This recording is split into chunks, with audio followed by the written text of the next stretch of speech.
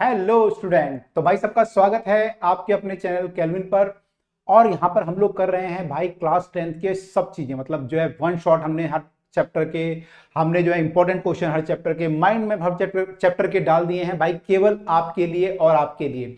तो अगर आपने भाई ये सारी चीजें नहीं देखी हैं तो तुरंत देखें, ताकि भाई आपके आए बोर्ड में पूरे पूरे नंबर, आपके स्कूल में भी आए आपके पूरे पूरे नंबर। तो आज हम करने जा रहे हैं इसी सीरीज में mind map of chapter magnetic effect of electric current. तो हम सारे पूरा चैप्टर जो है आपके सामने एक पेज पे रिप्रेजेंट यहाँ पे कर दिया है, इसको देखेंगे कि इस चैप्टर में क्या क्या होता है। तो चलिए स्टार्ट करते हैं आज का माइंड मैप, देखते हैं आज क्या क्या हम लोग पढ़ने वाले हैं। तो करते हैं start, magnetic effect of electric current. तो magnetic effect of electric current में जो बात की गई है, पहले मैग्नेटिक फील्ड की बात की गई है। मैग्नेटिक फील्ड क्या होता है हमारा? मैग्नेटिक फील्ड जो होता है रीजन होता है या स्पेस होता है अराउंड अ बार मैग्नेट, जहां पर की मैग्नेट का फोर्स आप एक्सपीरियंस कर सकते हो। मतलब एक मैग्नेट रखी हुई है और आप दूसरी मैग्नेट को अगर लेके आओ या कंपास को लेके आओ तो वहां पे आपको उसका फोर्स एक्सपीरियंस होगा। तो उस फील्ड को हम लोग बोलते हैं magnetic field of that bar magnet, और केवल मैग्नेटिक फील्ड भी बोलते हैं। इसमें जो है बोथ मैग्नीट्यूड एंड डायरेक्शन होती है। इसका मैग्नीट्यूड भी होता है, मतलब इसकी वैल्यू भी कुछ होती है, और डायरेक्शन भी होता है। डायरेक्शन क्या होती है? डायरेक्शन हमारी, इसमें हम ये मानते हैं कि अगर हम एक मान लो कंपास निडल को रख लें, तो कंपास निडल में आपने देखा होगा एक टिप होती है आगे, है ना, टिप एरो टाइप का। तो जिधर को डिफ्लेक्ट करेगा उधर को हम बोलेंगे मैग्नेटिक फील्ड है। मान लो मैंने यहाँ पे कंपास रखा, इधर को निडल डिफ्लेक्ट हो गई तो मैग्नेटिक फील्ड इधर को है। मैंने कंपास यहाँ पे रखा और नीडल इधर को डिफ्लेक्ट हुई तो मैग्नेटिक फील्ड इधर को है। तो इससे हम डायरेक्शन निकाल सकते हैं। तो direction is in which north pole of the compass needle tend to move. तो वो जो है मैग्नेटिक फील्ड की डायरेक्शन होती है। अब मैग्नेटिक फील्ड की वैल्यू कहां ज्यादा होती है, तो उसके लिए हमने मैग्नेटिक लाइन, फील्ड लाइन का कंसेप्ट समझते हैं पहले। फील्ड लाइंस क्या होती है? फील्ड लाइन हमारी जो है इमेजिनरी लाइन होती है। हमने पढ़ा था कि इमेजिनरी लाइन होती है जो कि रिप्रेजेंट करती है direction and magnitude of the magnetic field. तो एक इमेजिनरी कंसेप्ट है जो हम लोग केवल ड्रॉ करते हैं मैग्नेटिक फील्ड को समझने के लिए।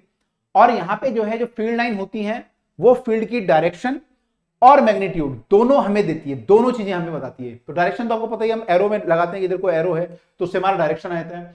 मैग्नीट्यूड कैसे आता है? तो उसके लिए प्रॉपर्टी ऑफ फील्ड लाइन समझते हैं। प्रॉपर्टी क्या होती है फील्ड लाइन की? पहली प्रॉपर्टी है कि ये नॉर्थ पोल से निकलती है बार के और साउथ पोल की तरफ को जाती है।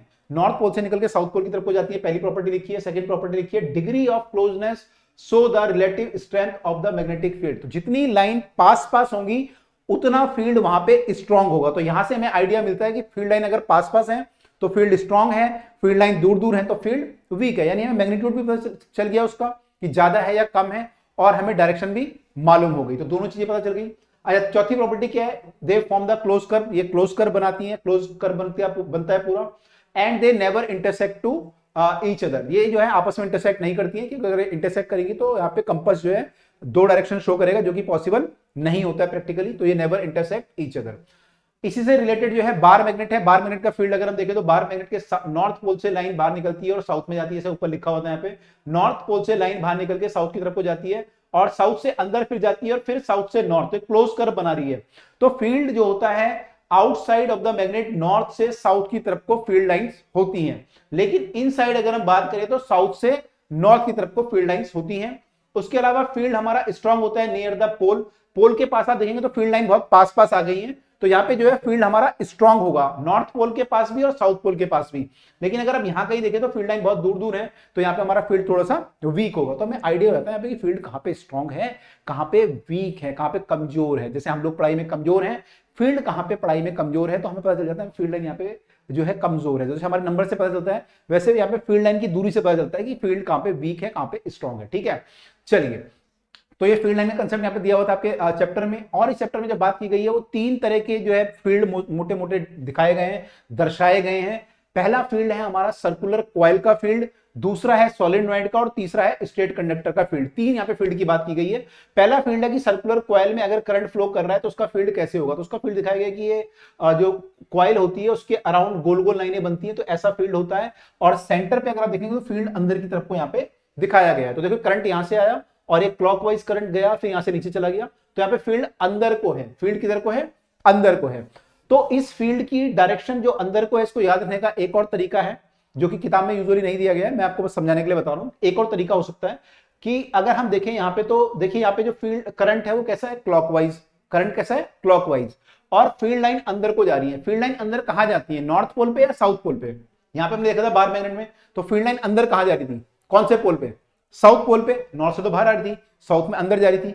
तो अगर यहाँ फील्ड लाइन अंदर को जा रही है तो कौन सा पोल बना, साउथ पोल। तो देखो ये एस है, एस को हमने थोड़ा सा आगे बढ़ाया, यहाँ पे इसको थोड़ा सा आगे बढ़ाया, तो फील्ड लाइन कैसे बन गई, ये क्लॉकवाइज बन गई। देखो ये एरो देखो क्लॉकवाइज है, ये भी क्लॉकवाइज है, तो यहाँ क्लॉकवाइज करंट होगा, मतलब वहां पे क्या बनेगा, साउथ पोल, अंदर को लाइनें जाएंगी।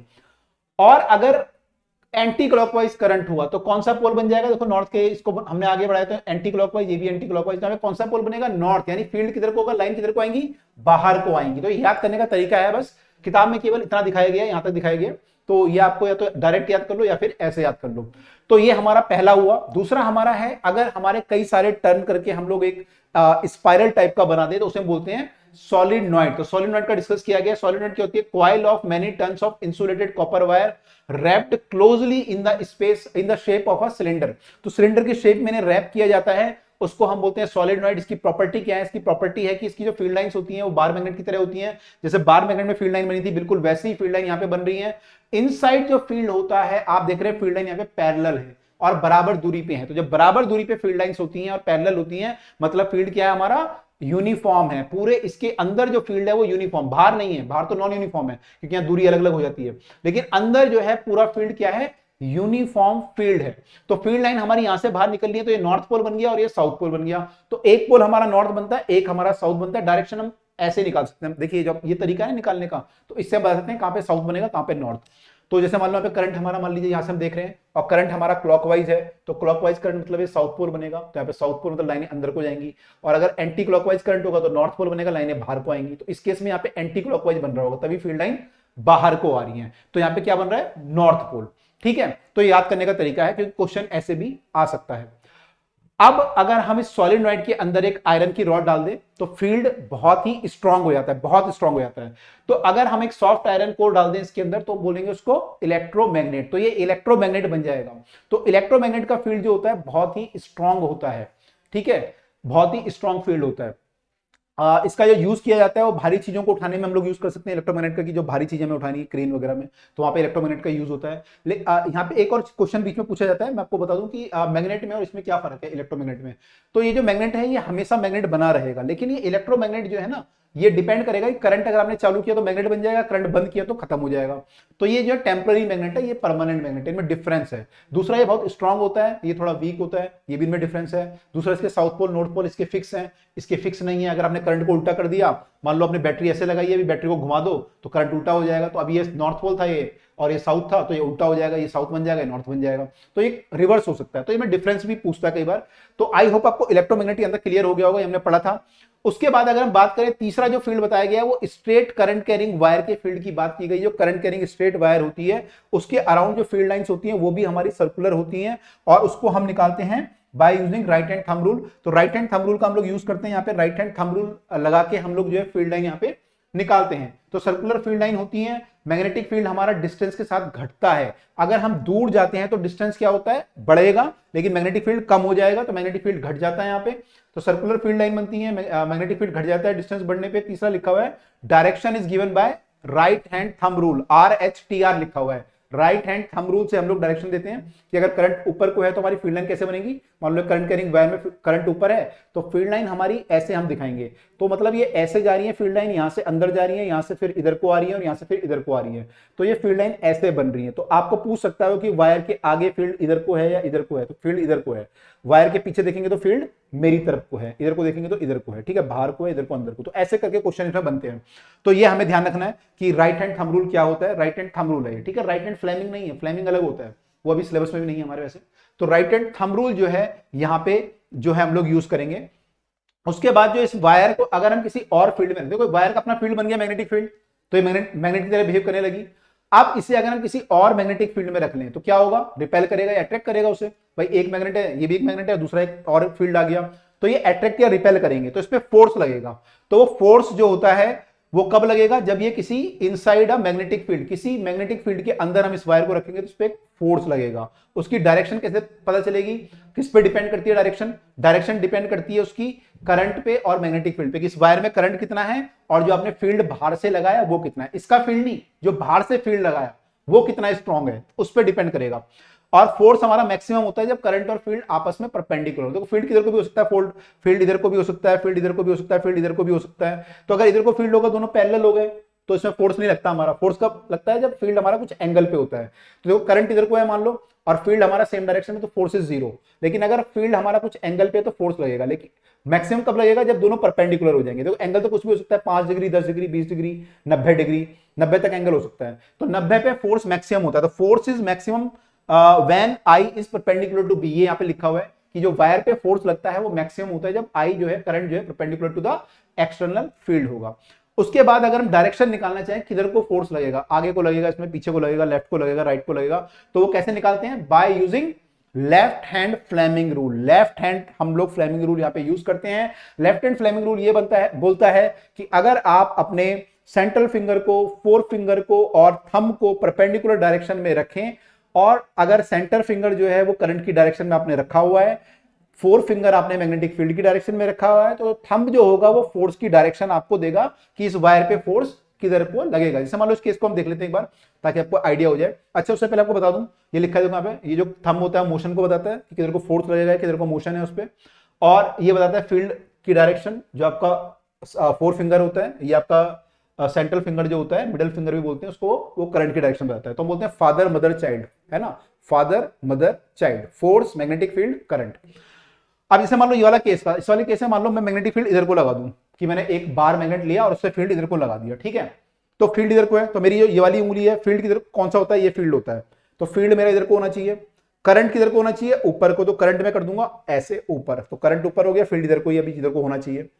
तो आप ना ऐसे करना, ऐसे मत करना उंगलियों को, गड़बड़ हो जाएगा नहीं तो ऐसे करा मैंने, तो करंट ऊपर हो गया, फील्ड इधर को हो गया, ठीक है। करंट इधर को, फील्ड इधर को, तो फोर्स किधर को आ रहा है, थंब अंदर को आ रहा है। यानी अगर फील्ड इधर को होगा तो फोर्स किधर को लगेगा, अंदर को लगेगा, इनसाइड द बोर्ड लगेगा। तो हम बोलेंगे इनसाइड द बोर्ड। तो हमने कैसे निकाला, by using left hand Fleming. सब लोग लेफ्ट हैंड लगाना, राइट हैंड मत लगा लेना, ठीक है। जो स्पेशली राइटी लोग हैं ध्यान रखना अपना, क्योंकि राइट हैंड की में आदत होती है।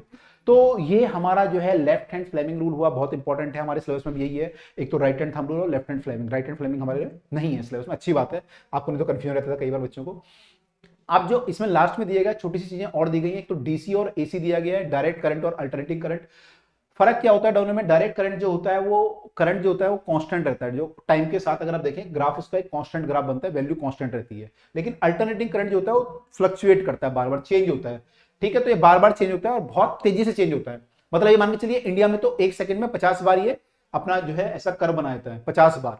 इसकी फ्रीक्वेंसी 50 हर्ट्ज होती है, तो उसको हम बोलते हैं अल्टरनेटिंग करंट। अब इसका यूज क्या है, एडवांटेज, अल्टरनेटिंग करंट की एडवांटेज क्या है। अल्टरनेटिंग करंट की एडवांटेज ये है कि अगर आपको इसे लॉन्ग डिस्टेंस में ट्रांसमिट करना है, जैसे मान लो आपने बिजली बनाई कहीं हिमाचल में और आपको दिल्ली ट्रांसफर करनी है, तो अगर हमें लॉन्ग डिस्टेंस में इलेक्ट्रिक करंट ट्रांसफर करना है तो एसी करंट में जो होता है एनर्जी लॉस कम होता है। जो एनर्जी आप चाहते हो एनर्जी लॉस कम हो, भाई दिल्ली तक जब एनर्जी आए तो लॉस ना हो, कम से कम हो, तो वो एसी में पॉसिबल है। एसी में क्या होता है, लॉन्ग ट्रांसमिशन में एनर्जी लॉस कम होता है, डीसी में ज्यादा होता है, इसलिए हम एसी को प्रेफर करते हैं ट्रांसमिशन के लिए। उसके बाद डोमेस्टिक सर्किट की बात की गई है, जो घर में हमारे सर्किट होता है। तो घर में डोमेस्टिक सर्किट में 3 वायर यूज होती है, लाइव वायर और न्यूट्रल वायर और अर्थ वायर। लाइव वायर जो होती है वो रेड कलर की होती है, पॉजिटिव बोलते हैं इसको। न्यूट्रल वायर हमारी ब्लैक कलर की होती है, माइनस। और अर्थ वायर जो होती है जो ग्रीन कलर की होती है। कैसे कलर की होती है, ग्रीन कलर की। तो अर्थ वायर भी हम लोग यूज करते हैं, शॉक से बचने के लिए अर्थ वायर यूज करते हैं। कनेक्शन हमारे घर में सारे पैरेलल में होते हैं, फ्यूज का यूज करते हैं। फ्यूज एक सेफ्टी डिवाइस है जो कि हमारे घर में अगर कोई मान लो बाई चांस किसी गलती से ज्यादा करंट फ्लो होने लगा तो उस अननेसेसरी करंट को जो है, हाई करंट को रोकता है। कैसे रोकता है, ये मेल्ट हो जाता है। जब जैसे करंट बढ़ता है तो ये मेल्ट होता है, तो इसका मेल्टिंग पॉइंट काफी कम होता है, तो ये आराम से मेल्ट हो जाता है। जैसे करंट हाई हुआ ये मेल्ट कर जाता है। और ये जो बनाया जाता है वो कॉपर, आयरन, लेड इनका यूज करके बनाया जाता है। तो हमारे घर में यूजुअली 2 तरह के सर्किट होते हैं, कम करंट का, यूजुअली 5 एम्पियर का, और एक 15 एम्पियर का। 5 एम्पियर का जो सर्किट होता है वो हम बनाते हैं फैन, लाइट, जो छोटे मोटे इंस्ट्रूमेंट है उनके लिए। और 15 एम्पियर जो होता है वो हाई, जो हमारे पावर वाले इंस्ट्रूमेंट हैं, जैसे मान लीजिए गीजर है, हीटर हैं और एसी है, उनके लिए हम लोग जो है ये यूज करते हैं। तो 2 तरह के हमारे सर्किट होते हैं। तो भाई ये सारी बातें जो है आपके चैप्टर में दी गई हैं, तो हमने ट्राई किया कि ये सारी चीजें आपके सामने एक पेज पे रिप्रेजेंट करें। तो आई होप आपको समझ में आया होगा सारी की सारी चीजें। मैं एक बार हट जाता हूं, अगर आप पूरा पिक्चर लेना चाहते हैं you can take the picture, और हम आपको इसकी पीडीएफ भी प्रोवाइड करेंगे। तो भाई अब हम आपसे मिलेंगे अगले माइंड मैप में। और आपने अगर बाकी चीजें नहीं देखी हैं, वन शॉट इंपॉर्टेंट क्वेश्चन, बाकी माइंड मैप, तो तुरंत जाके देखें अभी के अभी। तो मिलते हैं अगले चैप्टर में नए कंसेप्ट के साथ, नए फॉर्मूलेस के साथ। Till then bye and take care.